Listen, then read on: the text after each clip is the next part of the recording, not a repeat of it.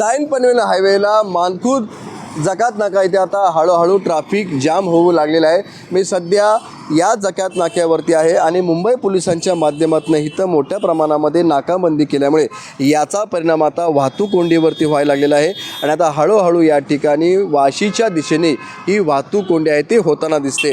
जे मराठा आंदोलक मुंबईमध्ये जाण्याचा प्रयत्न करत आहेत त्यांना या ठिकाणी अडवलं जातं आहे, त्यांच्या गाड्या अडवल्या जात आहेत आणि जर अन्नधान्याच्या असेल त्याच्यामध्ये काही जेवण असेल जीवनाक वस्तू असतील त्याच गाड्या फक्त मुंबईत सोडल्या जात आहेत आणि कार्यकर्त्यांना इथे उतरून नवी मुंबईमध्ये परत पाठवलं जात आहे।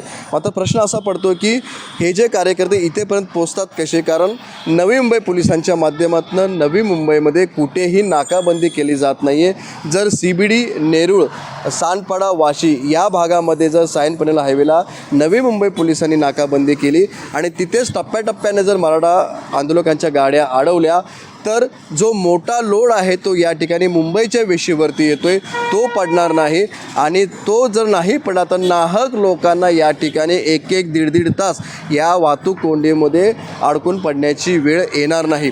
दुसरं असं की इथे जे मुंबई पोलीस मराठा आंदोलकांना अडवत आहेत त्यांना परत जाण्यासाठी इथं कुठल्याही जवळ रेल्वे स्टेशन नाही, त्यामुळे त्यांना चालत नवी मुंबईत जावं लागतं किंवा मुंबईत जावं लागतं।